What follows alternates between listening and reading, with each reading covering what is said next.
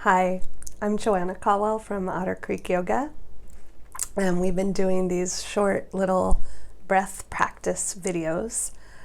I want to talk a little bit about breathing and how the breathing happens no matter what we do. Obviously, breathing happens whether we're paying attention or not. Breathing happens when we're asleep. Breathing happens when we're unconscious. Breathing happens when we're running fast or walking slowly. Breathing just happens. But at the same time, we are capable of exerting quite a bit of control over our breath and paying quite a bit of attention to our breath. And because the breath exists in both of those places, no attention, complete attention, the breath is considered to be a really important kind of passageway to altered states of consciousness and to more clear states of consciousness. And we really need a clear consciousness right now. We really need to be able to calm ourselves, and we also probably are going to have many opportunities where we need to be a resource of calm for the people around us. So these kinds of breath practices, like the one we're going to do today, can really help you to calm yourself. This one is a really nice one to do in the evening. It's a really nice one to do before bed. It's a really nice thing that you can practice if you wake up in the middle of the night and find that your mind is racing. This is just a lovely breath to calm the mind. This is called Viloma 2, and it does emphasize the exhalation. And so generally these breath practices that emphasize the exhalation are thought to be the most calming of the breaths. And the breaths that emphasize the inhalation are thought to be more energizing. So I kind of use them like that, like almost like you might, work with a certain medicine or a certain herb. Oh, this one has these certain properties and I'm looking for these properties now. So for calming, for soothing, a deep, nourishing exhalation. So Viloma literally means against the hair. This idea, when you pet your cat or your dog and you always pet them from their head toward their tail because the fur grows in that direction, and you wouldn't want to pet against the hair, against the grain. But with Viloma breath, we are going against the grain a little bit because we're stopping the breath. Usually you just inhale and exhale and you don't interrupt that. But Viloma is an interrupted breath. So the practice we'll be doing today, Viloma 2, it's an interrupted exhalation. Instead of just doing a smooth, complete exhalation, we're going to do an exhalation in 3 segments. So if we can picture our lungs, our human lungs again, then we see that there's the bottom of the lung. And when I think about the bottom of the lung, I think about especially the back part, which is near your shoulder blades. And then this middle region of the lung, which we can think about as being near the armpits. And then the top portion of the lung up at the collarbone area. So what we're going to be practicing for Viloma 2 is taking a smooth breath in and out, just a really easy one. And then we're going to practice taking a really full breath in, like you're filling the lung from the bottom up toward the top, and then letting out just a little bit from the top and pausing, letting out a little bit more from that middle region of the lung and pausing, and then all the way to the bottom and pausing with the lungs empty, and then a soft, easy breath in and out. It's fine if you want to lie down while you do this breath. You can even do it in bed. If you lie down on the floor, you might want to bend your knees and put your feet flat on the floor so that it feels very comfortable for your back. And those who have a little more experience with these breath practices, if you want to do it sitting up, that's fine too. So one of the things, I'm going to talk you through a few rounds of this Viloma 2, something that you can pay attention to after we divide up that exhale into those 3 sections, that you're going to take a normal breath in and out. And you really want to pay attention to the quality of that breath. If when you breathe in, you're like, I need that breath, that means you might have done a little, you probably did a little too much on that divided exhale, okay? So you're going to modulate this. And I like to start with just a little. So you're not doing long pauses. You're not doing huge breaths. You're starting really small.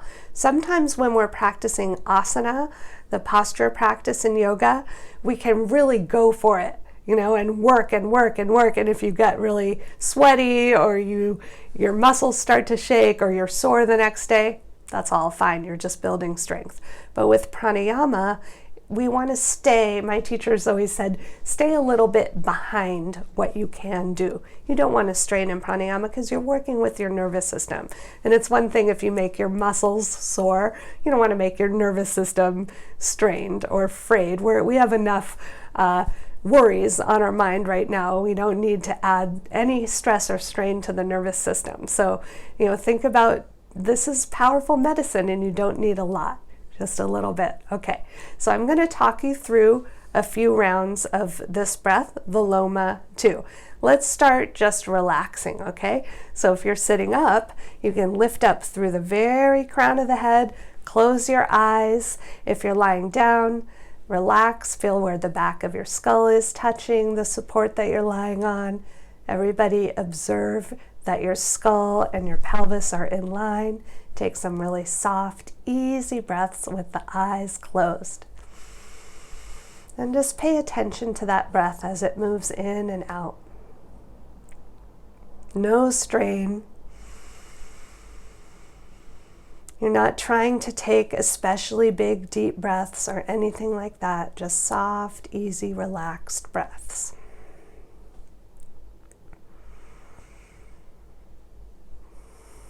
Okay, now let's all together take a soft, easy breath in and out. And when you're done with that exhale, you're going to take a little bit of a fuller breath in, like you're filling the lung from the bottom up toward the top. And then you're going to let out just a little bit from the top, like an elevator going down one floor and pausing. Let out a little bit more. Pause. Now go to the ground floor and pause. Soft, easy breath in and out. That's your recovery breath. Make sure it's soft. And then nice full breath from the bottom up to the top. Let out a little bit and pause. Let out a little bit more and pause. Let out a little bit more. So you're empty. Soft breath in and out. Let's do it 3 more times. Nice full breath from the bottom to the top. Let out a little bit from the top. Let out a little bit more. Let out a little bit more. Nice soft breath in and out, recovery breath. When you're empty from that, fill the lungs from the bottom to the top. Nice big breath. Let out a little bit from the top and pause. Let out a little bit more and pause. Empty to the bottom. Nice, soft, easy breath. Good. One more. Nice full breath from the bottom to the top.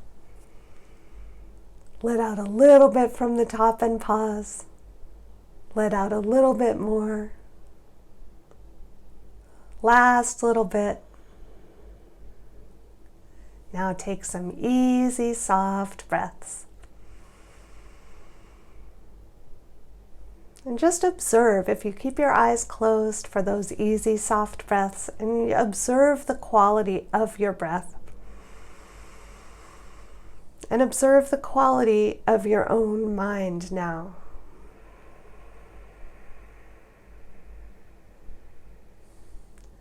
Let's finish by taking one hand on the heart and one hand on the abdomen, and just keep going with those easy, soft breaths.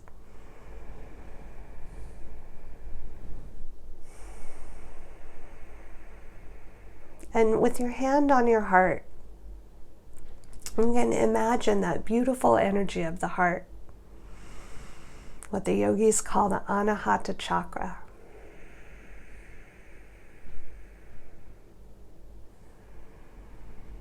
When we educate children about preventing abuse, we have this really lovely saying, hands are for helping, not for hurting. With your hand on your heart now, you imagine the energy of the heart going right into your own hand. When you exhale, that heart energy moving into your hand. Now let's bring the other hand on the heart, other hand on the belly. Just take a few more breaths like that so that the energy of your heart can go into both hands.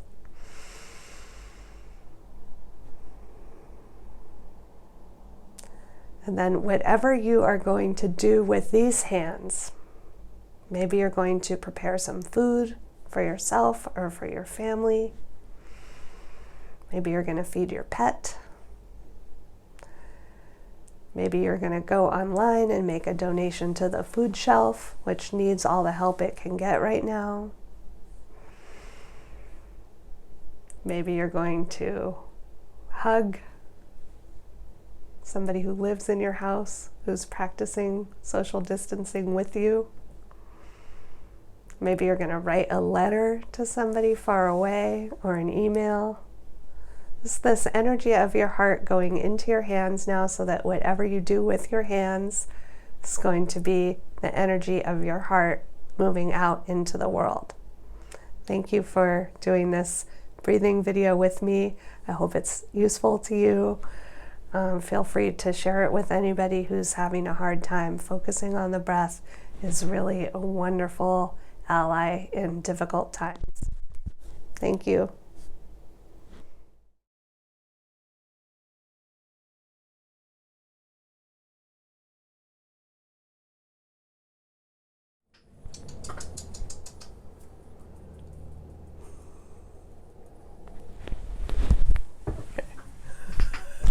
We tried.